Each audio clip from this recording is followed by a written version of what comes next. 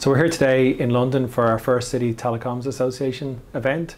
We've got over 20 cities here and some industry representatives, and really what we're trying to achieve is looking at the intersection between cities and telecom companies, infrastructure providers, so that we can all work together to deliver fantastic connectivity in our cities.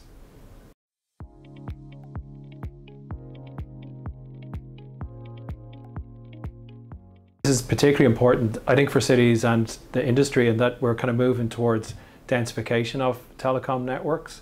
We're moving to 5G. Everyone's got very excited about the potential, but the reality is, as we build out these networks, we need to understand how we can better use assets in cities and how we can work more closely with the industry. And I think that's something that didn't necessarily have to happen with earlier generation networks. So we're in it together, and we need to make sure that we work together to deliver these great outcomes for communities, citizens, and deliver city services that are fit for purpose and future-proofed.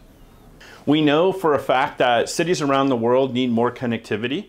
Connectivity is challenging. There's all new types of laws and regulations. There's trying to understand just the current infrastructure. And so cities and private companies working together can share ideas. They can kind of work through some of the challenges, and hopefully we can come up with a roadmap that not only helps the private sector, but the public sector, and then we deliver together great solutions for our communities.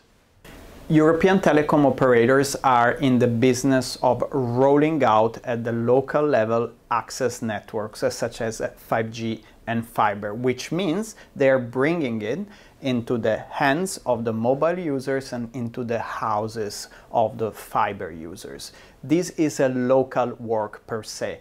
It's a brick and mortar work for building the digital future. So telecom operators and local communities need to have fora in which they can discuss, understand each other better, and also find ways to facilitate rollout of these new networks that are very costly, require a huge investment, and therefore cities have a key role in helping reducing the cost of this rollout.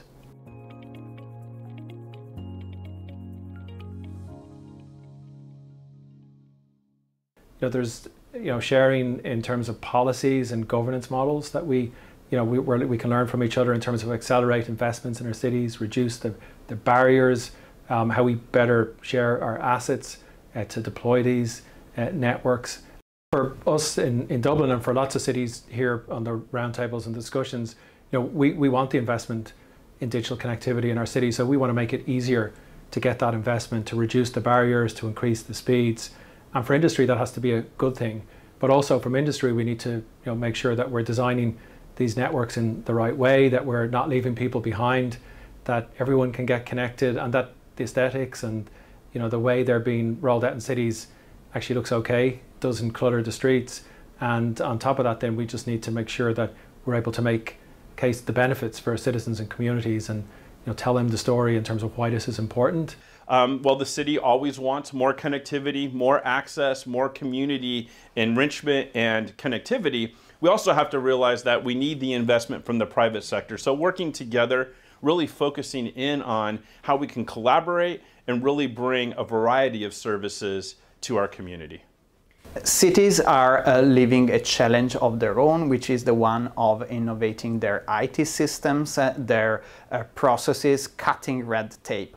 All of this is important not only for citizens, users of public services, SMEs, but also for businesses and telecom operators. Just think of when you need to ask for a permit to put up an antenna and bring 5G, the latest technology, to European citizens. That's something that requires a functioning system at the local level and an agile public administration that then interacts with telecom operators so that everything happens swiftly and smoothly and in a safe way.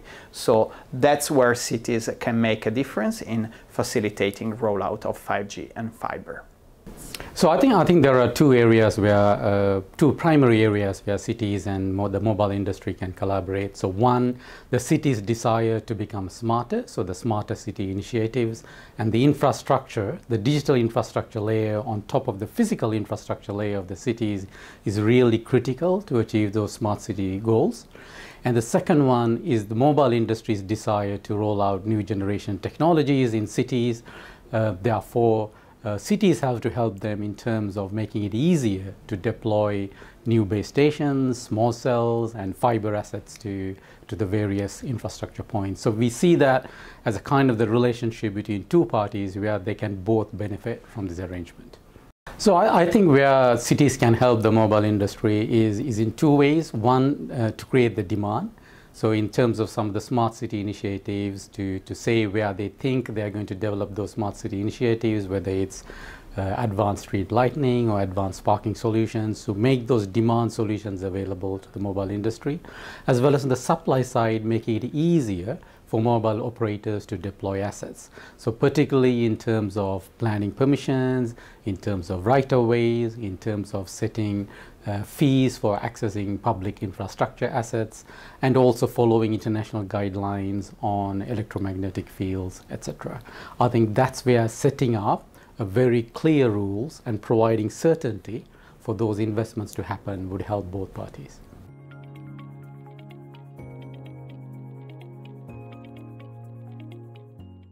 So connectivity is a universal. We all need to be connected, whether we're in Europe, Asia, or the United States. Understanding the challenges that are happening in Europe, Asia, and around the world really help us bring back to Las Vegas those key concepts and ideas.